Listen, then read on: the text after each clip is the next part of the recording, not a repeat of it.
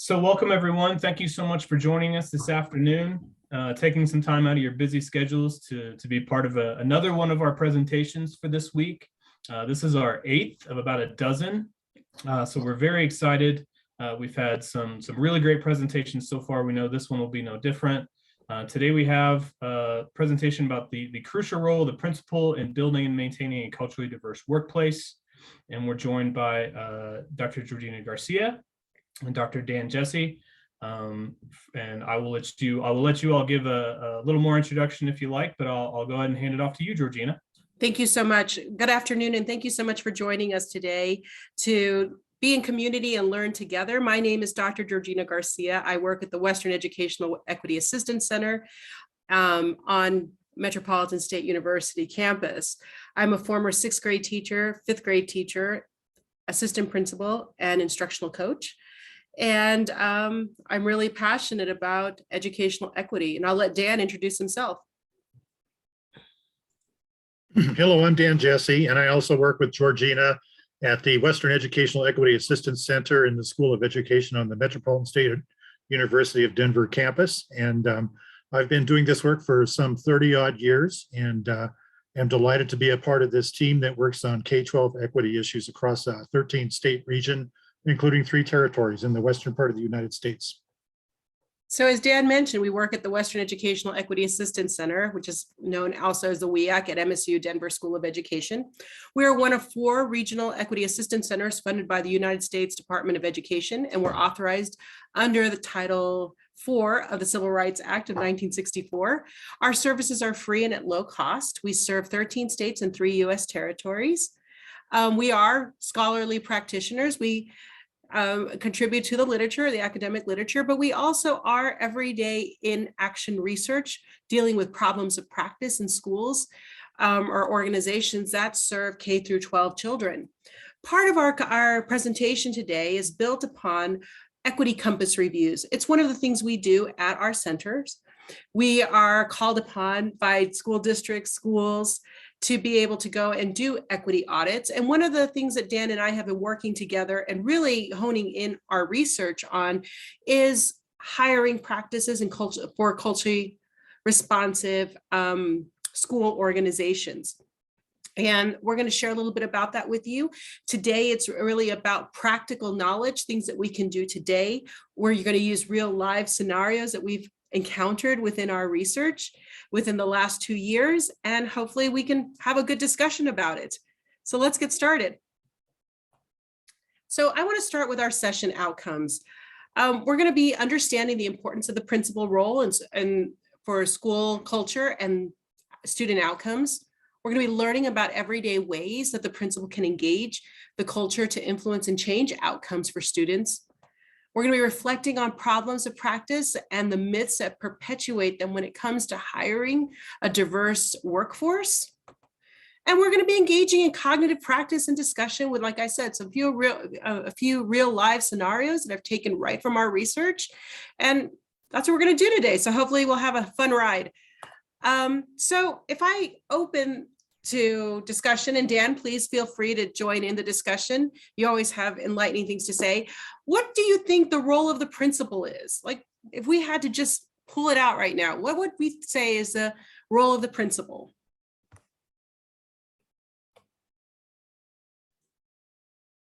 Well, I can certainly start. The role of the principal basically is to run the school building. And a key part of that is leadership. And for me, leadership is getting people to do stuff.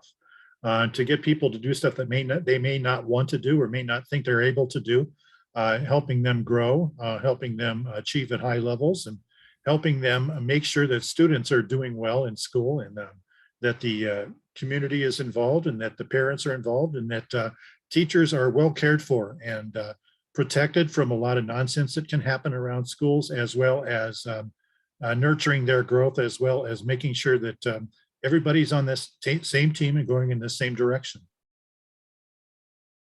You know, it's interesting when I think about when I first stepped into leadership and decided to take that leap from being a general or a literacy teacher to leadership, to the AP role. I often thought that the role of the principal was really only focused on student outcomes, right? We were focused on student achievement, and we were focused on how do we meet those goals of achievement. And today, which is I'm probably 10 years out of when I took that step, I start to realize that to be able to think about student achievements, we had to really stop focusing on achievement and focus on equity. Because if we focused on equity, achievement would come because people are getting what they needed. Again, like you say, Dan, to take care of also of teachers, right? That's part of leadership. We're taking care of people who are within our care. And to think about that, we are directly responsible, right, for people within our building. Or as one person told me, Georgina, when you become principal, you're the teacher of teachers, right? So those are a few things that came to mind. I'd like to explore that a little bit and look a little bit at the literature of what we're going to talk about. So I went back to the US Senate Committee Report of 1970. This is one piece of literature that has been used over and over for the past 30 plus years. This has been cited in most every single research study regarding the principalship. That the principal is responsible for all activities that occur in and around the school building. Exactly what you were talking about, Dan, right? But for me, and to think about it further, the leadership sets the tone of the school, the climate for teaching, the level of professionalism, and the morale of teachers. And you touched upon that, Dan. And to think about that, the principal also within their leadership is responsible for the contributions, I would imagine, from teachers, the mindset of teachers within that building. So when we think a little bit and we dig a little bit further, I want to go back to Max Weber. Max Weber also has been his definition of power and opportunity, and the way that the relationship they have between each other is one of the most cited definitions. According to Max Weber, power is the ability, there's power and there's opportunity, and power is the ability to exercise one will over others, one's will. It's the ability to control your destiny and or prevent others from realizing their destiny. Opportunity for Max Weber was a set of circumstances that makes it possible to do something. So if we think about the relationship between power and opportunity, according to Max Weber, in the eyes of the principal, right? Because what does Max Weber have to do with principals in schools? Well, principals have the power to control the destiny, right? To control their destiny, the destiny, or prevent others from realizing their destiny. And that could be teachers, that could be students, that could be families. And when we think about it in relationship with the opportunity can be stifled through leadership, through power. Whether we use that power positively, we use it negatively. And I think it's really important to think about that relationship as we continue to think about the crucial role of principal in culturally responsive settings, right?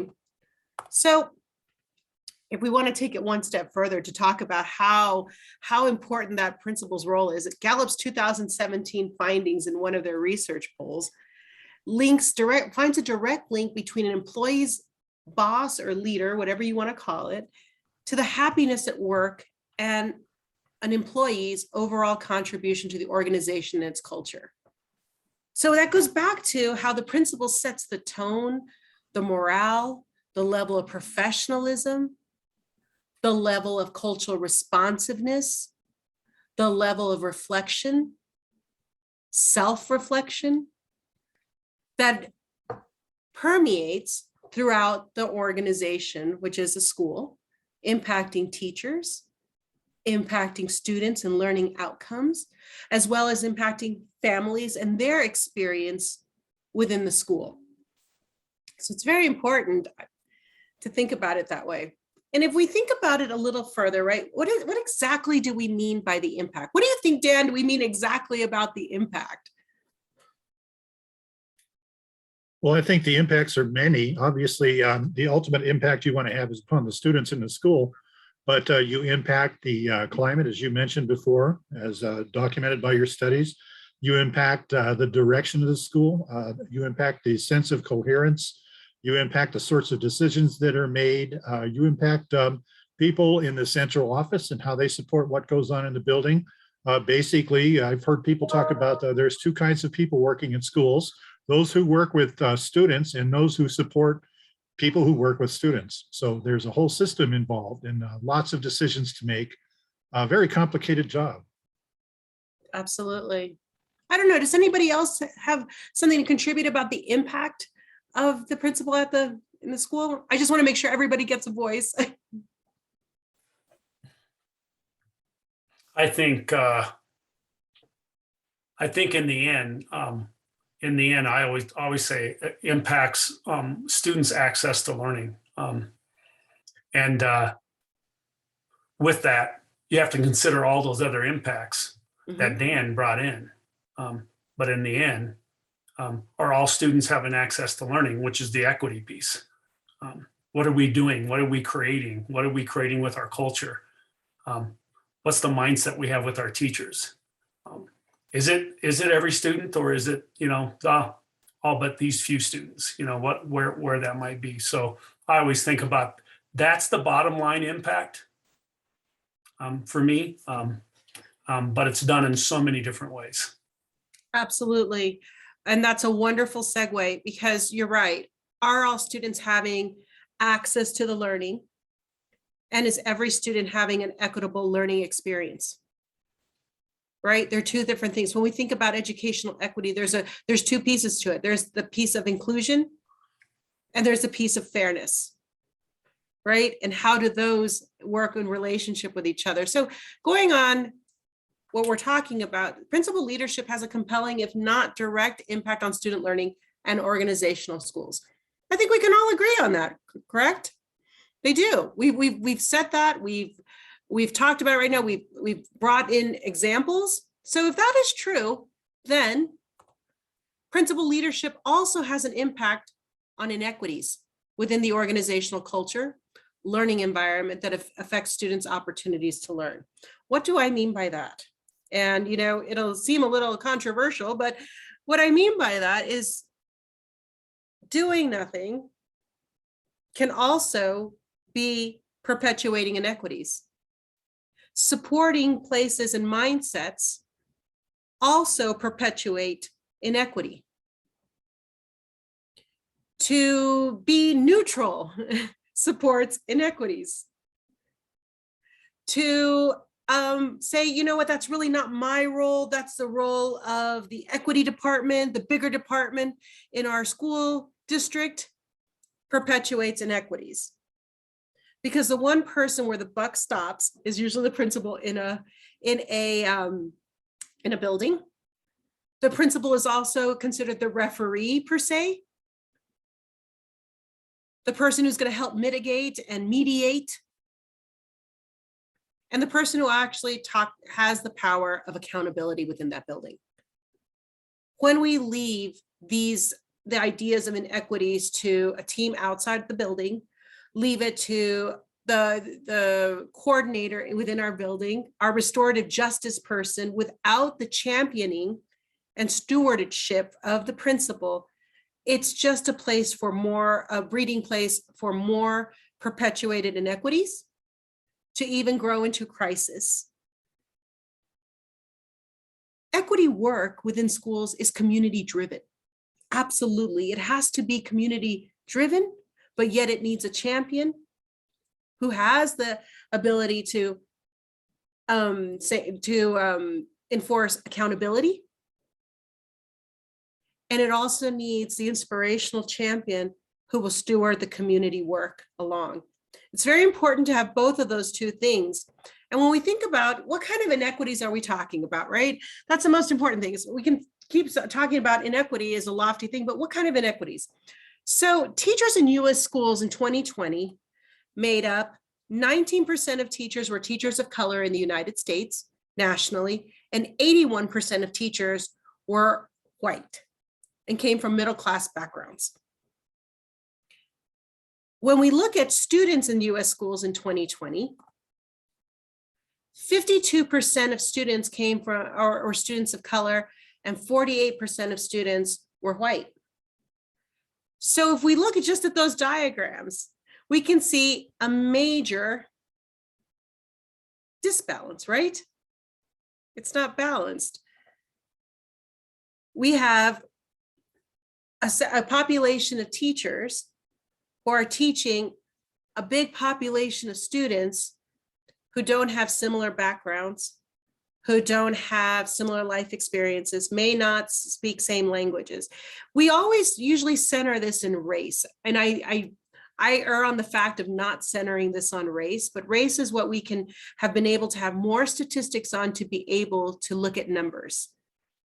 And I think it's a slippery slope to center it on race. So I'd like to show you a little bit more and talk a little bit more about inequities. Then we can have a richer discussion about it.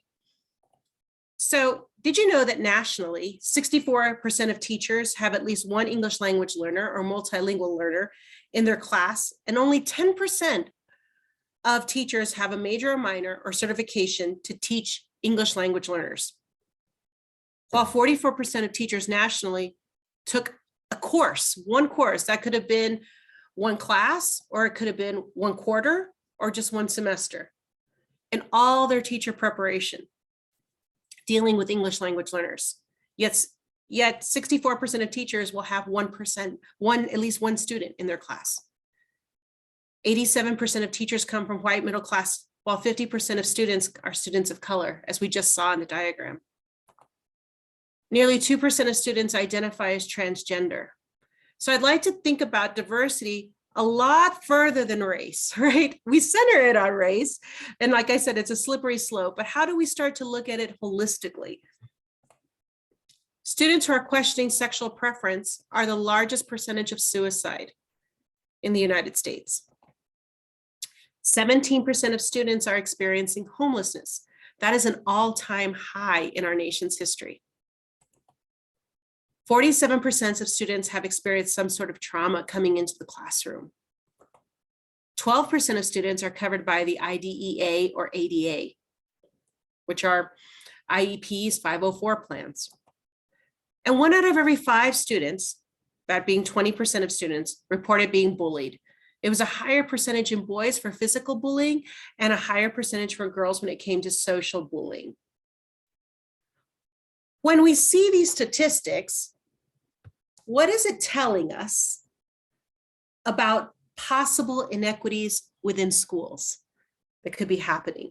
That, exactly as you said, that is stifling access to learning and stifling equitable learning experiences for all students.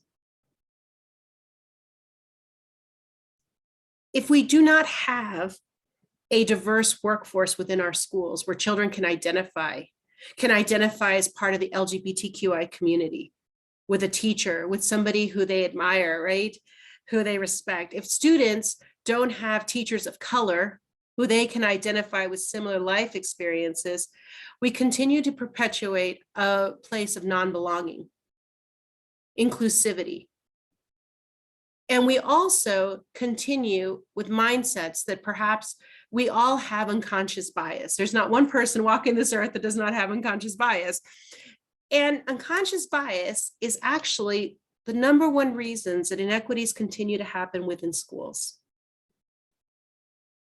It's not because people are trying to do something. It's the actions, mindsets, and even words that we use that have been normalized throughout our history in this nation.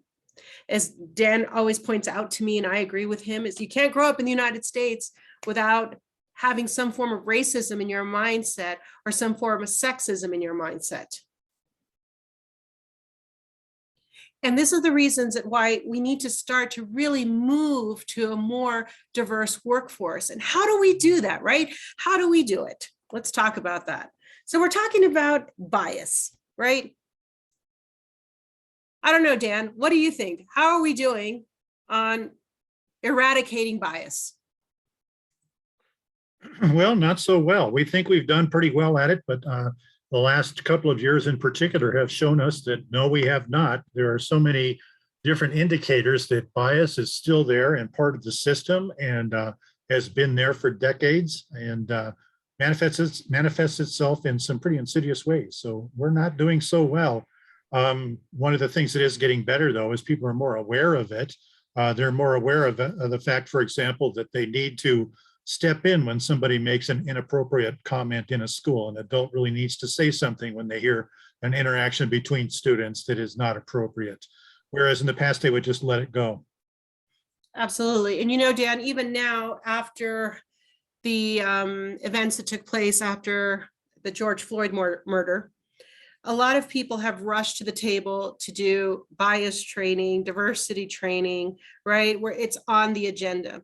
However, there's been a surge in backlash to that, right? There's been a surge in that what we would like to call as a pedagogy of discomfort, or like I like to say, the getting comfortable with the uncomfortable, where people feel they need to still defend systems, ideologies,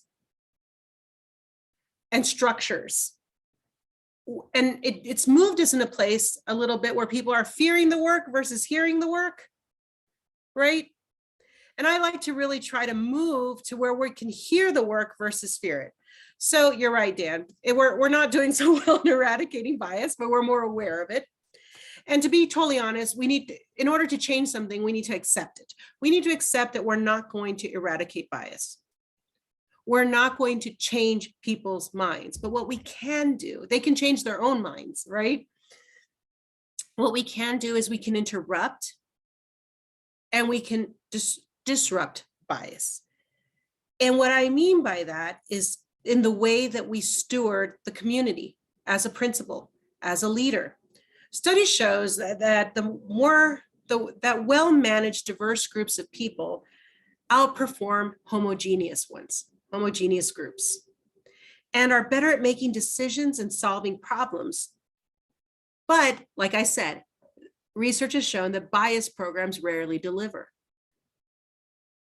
because it's an individual choice to change. So let's talk about how could we interrupt bias when we talk about fairness, right? Fairness in hiring. And the thing is, it's hard to stop, but it's not difficult to interrupt.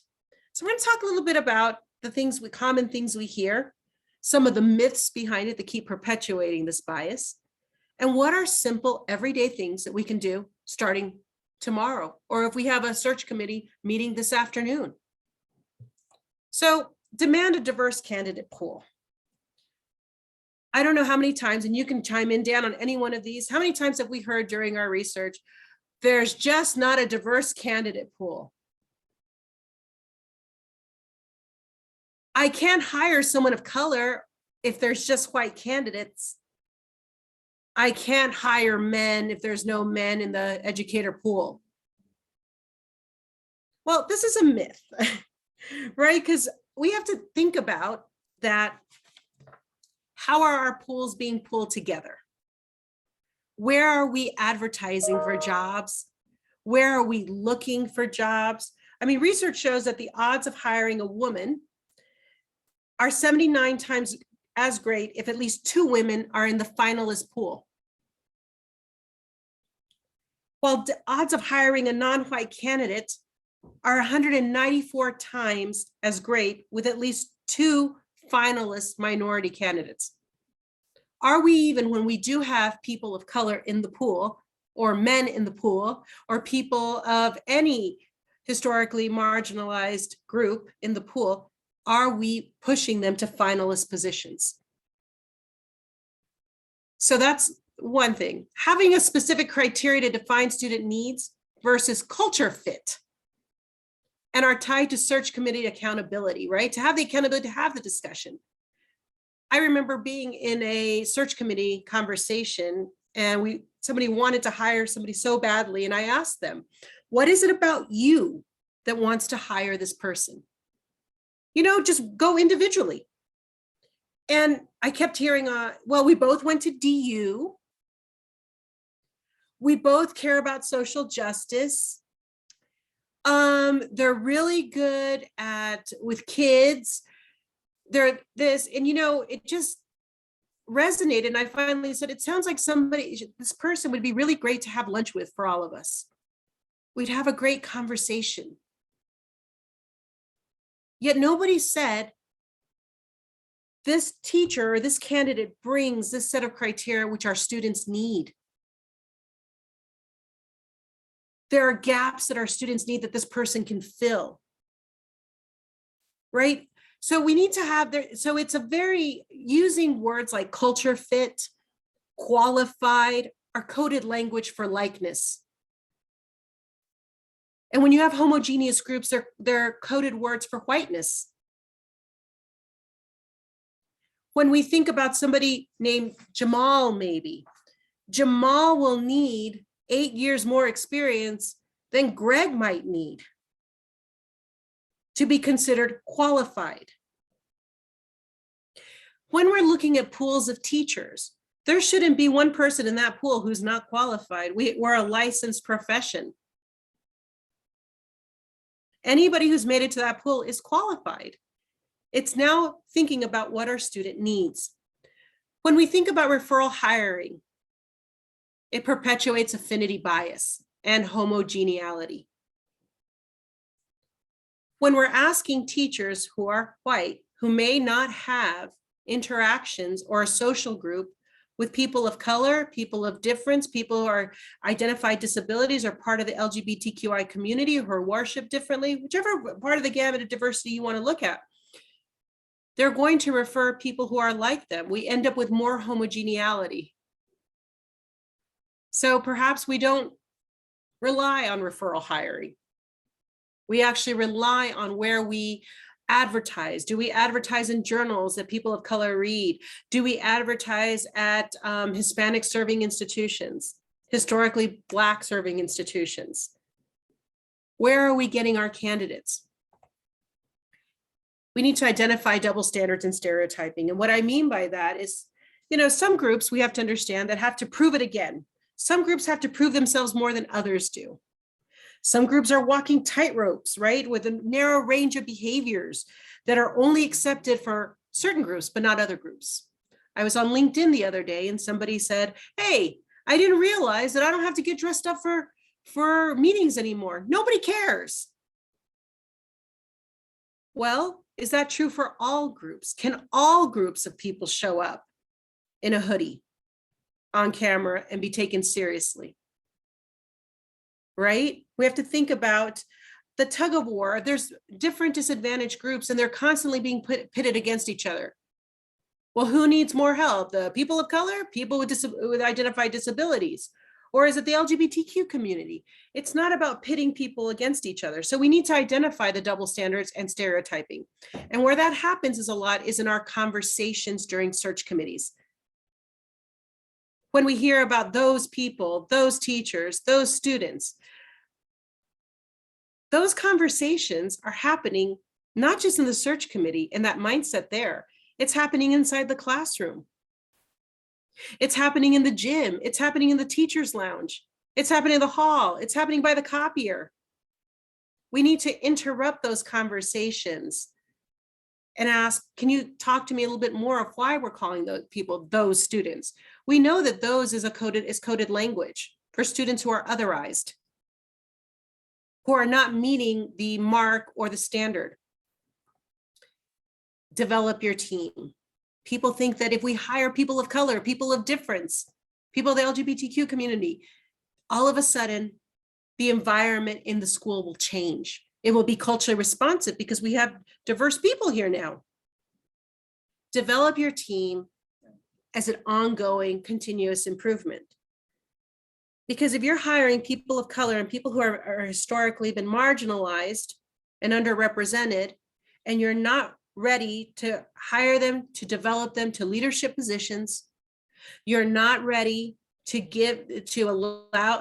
coach them in a culturally responsive way, you're not willing to meet their needs equitably as well, then we're only hiring people of color and of difference or historically marginalized and underrepresented to perpetuate more harm within the workplace, to have isolation, to feel disadvantaged, and again, marginalized all over again. We're not meeting numbers or a quota. We're meeting a need for students.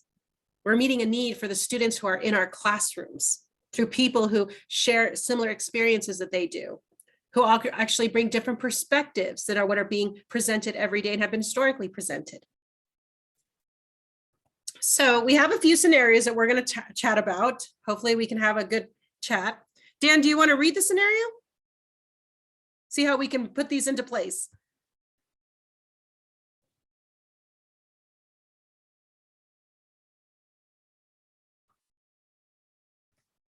I think you're on mute, Dan.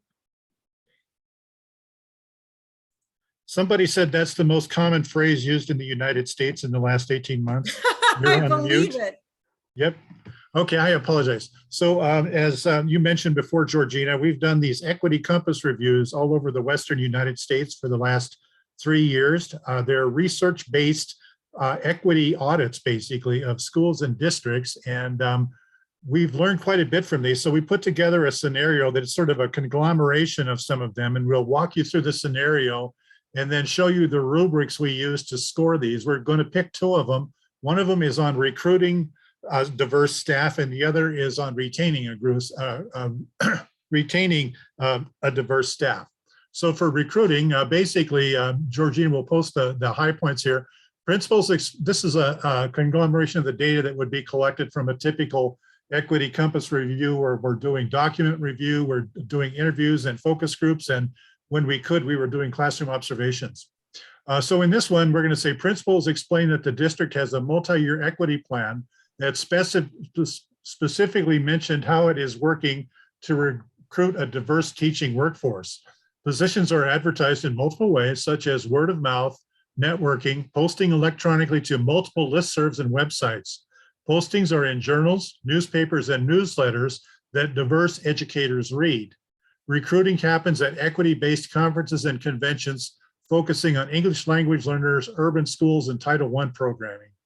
Some international recruiting is also underway, and a new initiative is underway where the district is working with local and national institutes of higher education to train, to also recruit diverse candidates as well. One strategy, for example, involves visiting 12th grade classrooms in high schools to talk about the rewards that result from a teaching career in order to start building a pipeline. The district HR department is also planning to look at recruitment strategies in a systematic way to determine which strategies are the most effective for developing a pool of diverse candidates. So as you can see there, Georgina has summarized what I just read. These are the key points that we would typically pick out from an equity compass review. So what I'd like to do now is just have you take a look at the rubric that we would use to score the school or the district on this particular set of information. And what we're going to talk about is just what are they doing well? Where can they improve, or where would you put them on this rubric? Right. So you can see we've basically broken this down into 7 points, because we have some things that fall in between.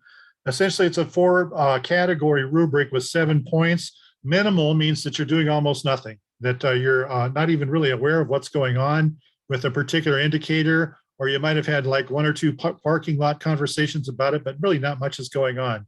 The second sort of level there is when the district or the school has begin to develop some strategies around trying to build a diverse workforce, but it's not really implementing anything fully. They're trying some things, but really it's not under full implementation yet. And then what we are going for is what we call the meets expectations or the proficiency. This is the benchmark you want to hit. This is where a district or a school establishes strategies for recruiting a diverse workforce. They're implementing those strategies, and several efforts are being made to develop a pool of diverse candidates, as Georgina mentioned, for district and as well as school positions. For example, positions are posted in multiple venues, and the district may also form partnerships with IHEs to develop diverse teacher training programs. And then if you take a look at exemplary, it's got the proficient stuff in there, but also some stuff is added at the end there. The district may also form partnerships with IHEs, et cetera. But in addition, they're also looking at the success of what they're trying to see if recruiting strategies is really resulting in these pools that they want to be diverse. And if something they're doing is not working, they adjust accordingly. So you can see exemplary is going above and beyond what we would consider to be a proficient benchmark. So first question is, where do you think that the scenario we just talked about rates? Any thoughts on that? Yeah.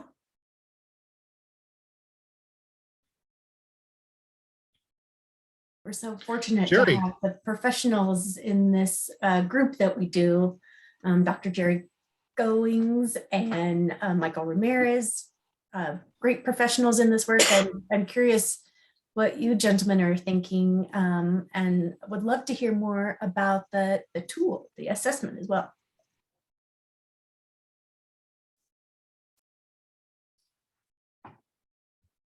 I'm on mute. There we go. I think it looks like it meets to me. I don't know if it's exemplary. You know, I think the exemplary has a built-in quality improvement plan to it of how you collect data and use data to see what you're doing and whether it's working. It doesn't look like they had that built in very well, but they were doing postings in multiple venues, and I don't know about the district partnerships, but I don't remember seeing that. So yeah, I'm not sure. So it's between that meets and maybe the partial a little bit. I don't know. That's what I see.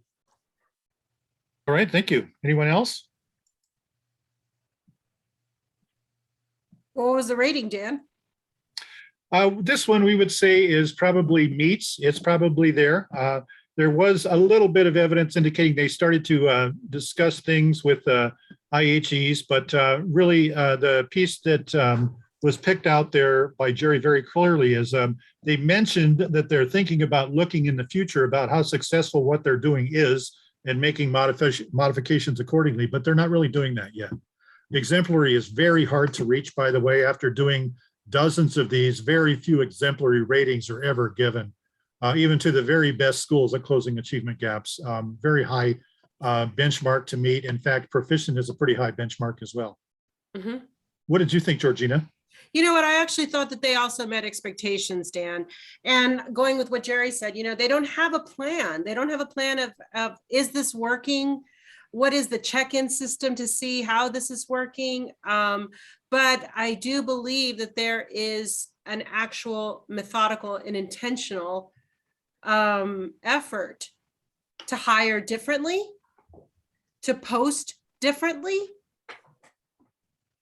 and to actually target diversity for a diverse candidate pool, right? Versus, you know, we can always go back to, well, anybody has access to the job announcement on our website. If they really wanted to work here, they would look on our website. Mm-hmm.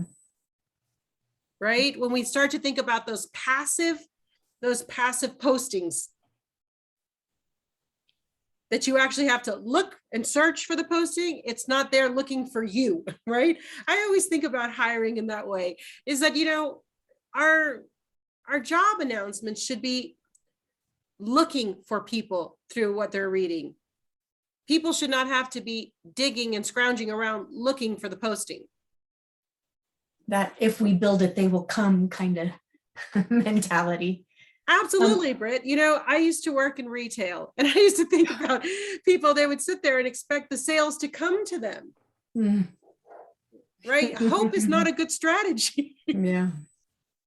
Right? So we're going to go on to the next. Oh, go ahead, Britt. No, sorry. I just see that Luis unmuted as well, and I wanted to give them a please chance. Go ahead.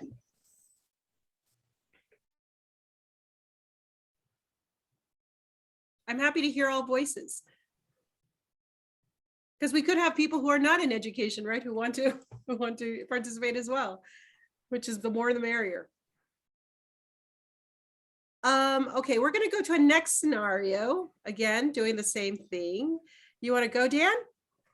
Sure. I'll read this, and basically these are grounded in real world data. They're not from one place, but these are the things that we hear very commonly. Like, for example, some of the things that Georgina mentioned, we hear repeatedly, like if they want to find a job, they're going to have to come to our website. We hear that a lot. So these are based in reality. We're not just making these things up. So this is a scenario where we're talking about retention. That's what, once you get the diverse staff in place, how do you hang on to them? And how well are you doing at that? So here's what we collected, quote unquote, for this scenario. The team learned that there was a quote unquote bump in diversity of teachers and administrators 3 years ago, but the numbers are going down again. One of the district administrators said that the hiring of someone who is diverse is done so that they can boost the numbers. It was revealed that many people of color left the district when they realized that further advancement was not possible. Some people of color reported that they were not supported and felt isolated. The new employee induction program consisted of some meetings on the first day and several online modules that had to be completed within 1 week of being hired. Reportedly, white staff suggestions were also listened to by building leaders, while this was not the case for persons of color. White colleagues do not socialize with staff persons who are of color, resulting in a sense of isolation. There was a double standard for people of color. They were expected to perform at higher levels, work harder, and get along with others, while the same standards did not apply to most of the staff who were white.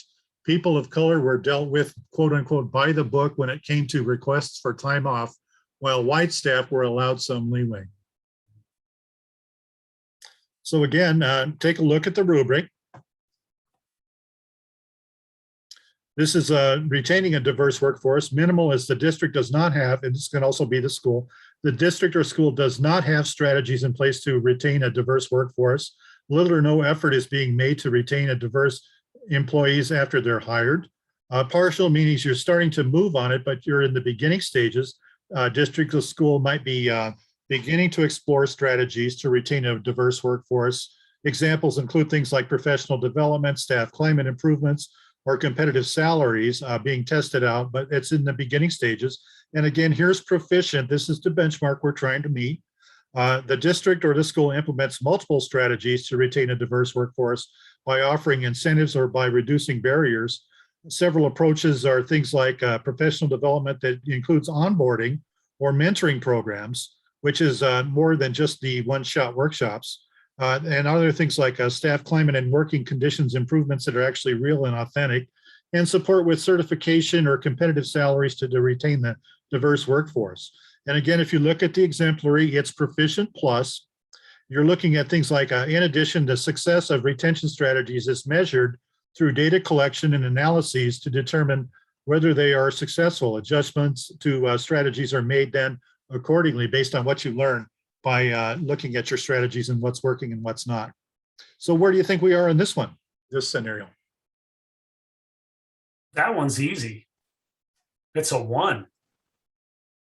Okay, you're on the team, you're hired. Why do you say that, Jerry? Why do you say that? Well, number one, the conditions for your teachers of color or staff of color, there's nothing being done, zero. Not only are there issues happening, but there's not even a response, let alone when you get to exemplary, it's more proactive. You're working, to me, I saw, listened to this the other day, talking about retention of teachers of color. You got to work on your climate and culture. That kind of piece about what is it, to where there's not isolation, to where there's some other pieces that you put in there. So yeah, that one, I just felt there was no proactive piece and no reactive side to it either. They weren't doing anything to make it work, so that's where I think it was. Great, thank you. Anyone else?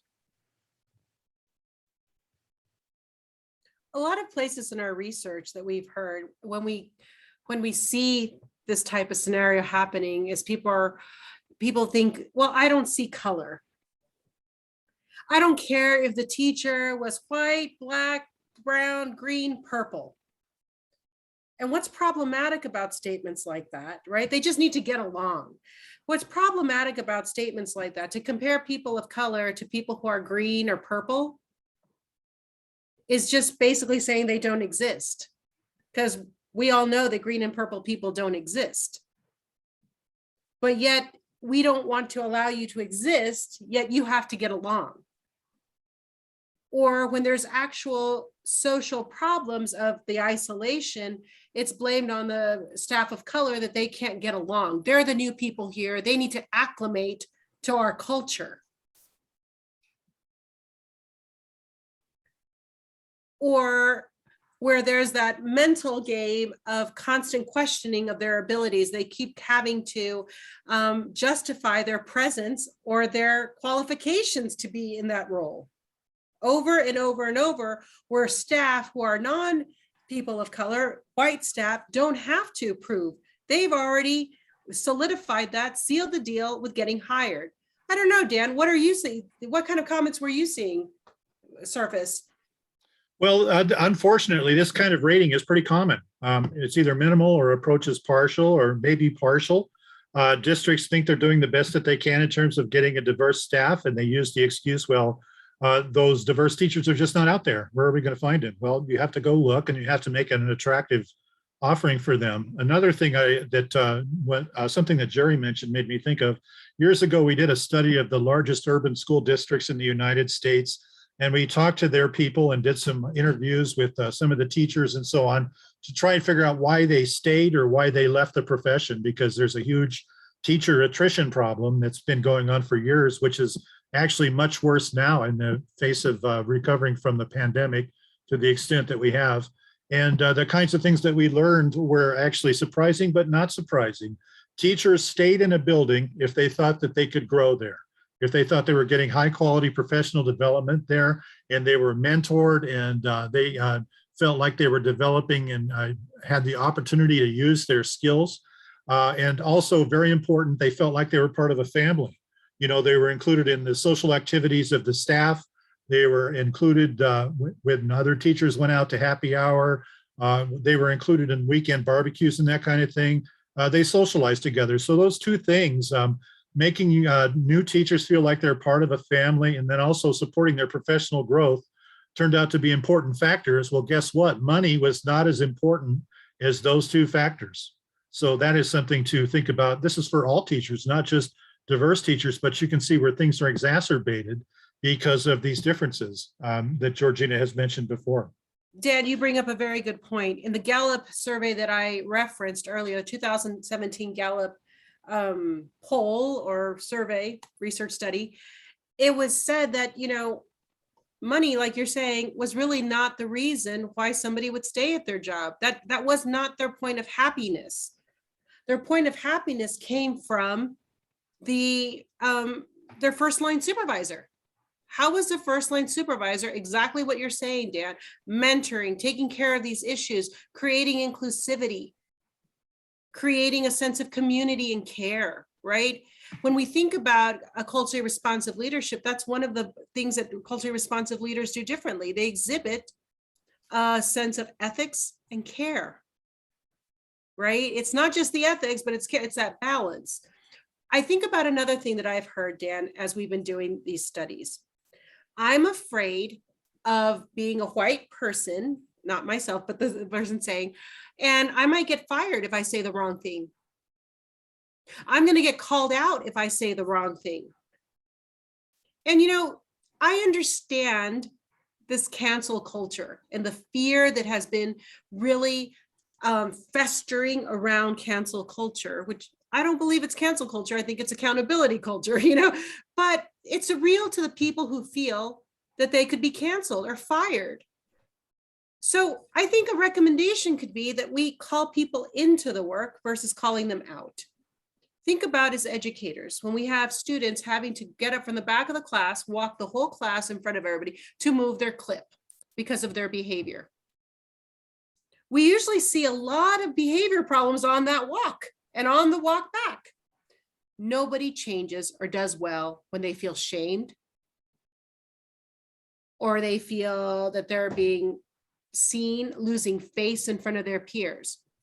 When I talk about calling into the work versus calling out, maybe it's a one-on-one conversation. Hey, I noticed this happened. Can we talk about it? Maybe it's an email, but it's a personal step into interrupt bias, interrupt the action and what is happening. And it's not a call out in front of your peers, but as like Jerry said, it's proactive, so it doesn't happen again. And it's reactive, that this is not the way our culture is going to thrive. Also thinking about objective rules, right, that we have for people in our buildings. Objective rules tend to be applied less rigorously to in-groups than to out-groups. It's those passive rules, right? The ones that we have discretion on. And how do we use discretion? And maybe we standardize and we let go of zero tolerance policies, because those don't help anybody. They don't help students. They don't help anybody. They actually harm. We let go of that leniency for certain groups and not for others. But we actually have a standardized way of how we're going to move forward. That can only come from the principal. That's why it's so crucial. That's the person who actually has the accountability. What other recommendations do you have, Dan? Oh, I think there are lots of things that you can do. The thing about systems change is you don't do just one thing. You try multiple things. Mhm. And if something's not working, you either tweak it or get rid of it and try something else. What you don't want to do is keep on doing something that doesn't work, trying to just make people work harder at something that's ineffective. So I think that's a big deal, making sure that the strategies you're using are working. One of the findings that we talked about earlier before was this issue of, well, we got the numbers up for diverse staff, but the people left. Why is that happening? Well, it's because it wasn't authentic. You were just like checking a box. So if you're going to actually be serious about this, you can't just hire people and think you've solved your diversity problem. You actually have to do some things to make sure they develop and that they stay and that they're part of the community and their contributions are recognized and what they know is utilized. That's like a big step. Another thing I think that you want to do is anything that you can to involve the community in supporting schools, especially if it's a diverse school community. And you want to make sure that people know that the staff are appreciated and their contributions are appreciated and that they have the support and backing of the community. That's why things like culturally relevant practices go so far, and actually authentic engagement with the community goes so far, because that's how teachers learn. Another issue, of course, we come across all the time is that most teachers are white and most teachers are from a middle-class background. That's not something that's going to change quickly. It's going to take years to build a diverse teaching workforce. Well, what do you do in the meantime? Well, you make sure that this middle-class white teacher workforce knows what it's like to work in diverse settings effectively. And a very large part of the way you do that is getting them involved in the community. I know, Georgina, you've done quite a bit of work in that area. What else would you like to say about that one? Absolutely. I would say involve your parents of color or parents of historically underrepresented marginalized groups to be part of your hiring committee. That hire directly impacts them. Also, I've been very active with parent-teacher home visits. They're very important at the beginning of the year, in the middle of the year, because teachers will be confronted with their own biases, right? Going to different homes and different cultural settings and have to realize, you know what, maybe I was wrong about what I thought. Maybe those children or parents I didn't want to call and I was scared to call are actually calling me. We're engaging with each other, thinking about the types of conversation we have with parents. Conversations about academics and behavior, or I hate to call it behavior, but student culture, are meant for conferences. Conversations in the parking lot, conversations during fall festival, conversations are about what are the hopes and dreams you have for your child? How are things at your house? You know, how is that soccer game? They're making connections with people. Teaching is not solely about achievement. Teaching is about relationships for achievement, relationships for equity for achievement. It's really practicing what I like to call empathetic and equitable accountability. And people think it's an oxymoron, like how can you be empathetic and keep accountability? But when you have the empathetic, you're asking, what is happening for you now? What is happening for your family? What is happening for this teacher? What is happening for the other person? So that you have a firm understanding what's happening. You have the equitable, which is what are the supports that are needed for your teachers of color or your teachers who has been historically non-represented and marginalized?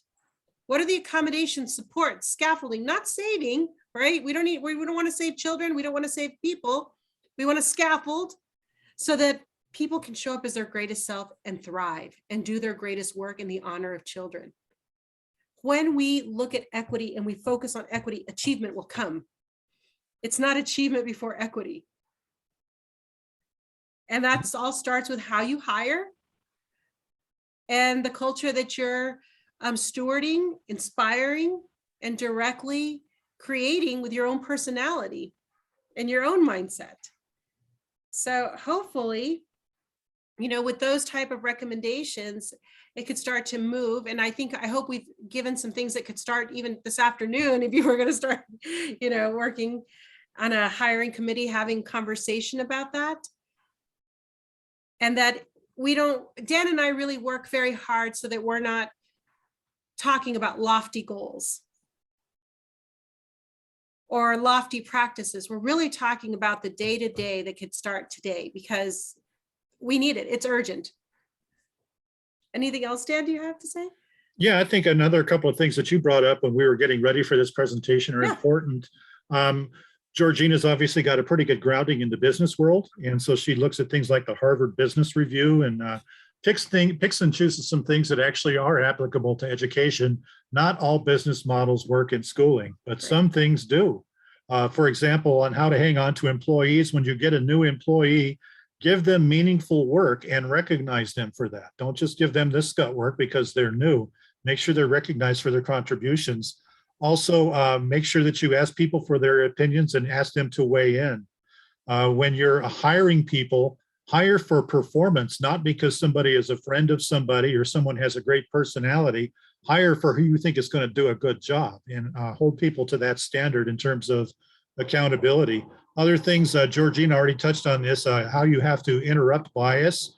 Like, for example, she had one article that talked about responding to double standards. I thought some of these terms were amusing and yet not that funny. Stereotyping, you need to step in and stop that when it happens. Something called man-terruption. That's when men have a tendency to interrupt people, specifically white males. You need to call that out. Something called bropriating. That's where men will take credit for ideas that are presented by women, and then all of a sudden it's the man's idea because he has more social capital in the group. And then another thing is called white-peating. That's when white people repeat things that are offered by other groups and appropriate the ideas in those sorts of ways. You need to step in and stop those sorts of behaviors because that's destructive if you're going to actually build a diverse team that's going to be effective and meet the needs of everybody. And we have to understand that, it's not about centering the comfort of the majority at the school, but it's centering the comfort of the students and the students' needs. And, many times that's a hard balance for principals, right? Because you are working with adults who want to be happy at work, but always coming back to, why are we doing this work? Are we doing this work to be friends with each other and just really enjoy our community? Yeah, that's part of it. But we're doing that with a shared purpose of student success, student inclusion, right? When we talk about meetings, we shouldn't have meetings where there's no representation for certain groups. When we think about decisions, when we think about, parent advisory boards to school, are all parents being invited? And that might be phoning up every parent and saying, hey, I'd like to have you here. And recognizing when parents aren't there and reaching out, hey, I'm noticing that there's a disconnect. How do we build that connection again, right? And we have to also acknowledge the lower profile contributions of our teachers of color, our teachers who have not been represented. They don't have to always come with a big project, right? We don't have to socialize it. You have to do something great in order to be valued. It's your everyday contribution. And, you know, we just have to proactively work together and bring the community along. So that was our presentation for you today. It's our contact information. If you have any questions, want more information, we're happy to chat with you, schedule some time. We thank you for today. Thank you, Dan. Sure. Thank you, Georgina. Brittany, I think you had a question you wanted to ask more about the instrument we use. Yeah. Is there anything you can share? Or I can email you later, Dr. Jesse. Sure. There's a short Michael? description on our website. If you just Google WEAC, WEEAC, and look for Equity Compass Review, it'll show right up. And if it doesn't, just email us and we'll help you find that. There's no other WEACs in the world. So if you Google that, that's a lot faster than remembering the website. But basically, it's a set of 13 or 14 big domains. We just picked on the domain related to recruitment and retention for this particular presentation, but we have a bunch of them. We have one on instruction, we have one on bias, we have one on curriculum, we have one on community engagement, a series of 13 of those. And basically we have now, we started with something like 60 different rubrics like we showed you. And over the years, we've decided that we can get pretty good information by cutting that down to about 30. And we do 2 different versions of the particular Equity Compass Review. Sometimes it's for districts and sometimes it's for individual school buildings. Typically, we'll take a team of 4 or 5 people in there and quote unquote swarm the building where we're getting all the information we need in 3 or 4 days. And then we're out of there. And then we take 6 weeks to write a report. And the report is based on those rubrics. We say where you are in terms of how we agreed to rate your building on a particular rubric or your district. And we'll say, this is what you should look at next to get better. And it's a suggestion. Not every suggestion works. Like, for example, if we told a school district one time, you really need to get into cooperative learning, that will make your test scores go up. They'll say, we're never trying that again. We had such a backlash that we almost got fired. So we're not going to do that. And we're like, whoa, okay, just an idea, just a suggestion. Throw that one out, but look at the rest of what we said. And we'll say something like pick 3 or 4 of these and work on them. When we collect the data, we do focus groups, we do interviews, we do document analysis. And when we could, we did classroom observations to see what's going on. And our whole team would be involved in that. And we would have questions, interview questions that were targeted to those rubrics. You know, like, for example, we'd say, tell me about your teacher induction program. What happens when a new teacher comes to the building? And then we'll go to a teacher and say, what was it like when you first got hired? What was your experience? And we match the 2 up. We'll go to parents and say, what kind of information are you getting from the school about your students' achievement? And we'll go to the school and say, what kind of information do you share with parents about their students' achievement? So it's a triangulated process like that. Lots of indicators. It's more complex behind the scenes than you can imagine. But we come up with what we consider to be really reliable and valid information by the time we're done. We all pretty much agree on what we see in those reviews. And what's encouraging is when we talk to people, sometimes they'll go through the stages of grief after getting their report, you know, like shock and denial and disbelief. And then someone will say, hey, you know what? These people who came in here for 3 days found out about something we're talking about in the parking lot for a year. So a lot of stuff emerges during these reviews. It's not 100% accurate, but we think it's probably 90 to 95% accurate because most of our team is either former principals or superintendents or people engaged in a schooling process in some way and understand schools really well. I'm sure if you've been in school buildings at all, you can walk in 5 minutes and know what's going on. So those are the kinds of people we have with us who do this. So we think it's good information. And what we're happiest about is when people pick up on it and do something with any of it. And, you know, it helps strike that balance between what the espoused things, you know, messages that are coming out and the actual theories in use, like what is actually happening versus what is being said that's happening.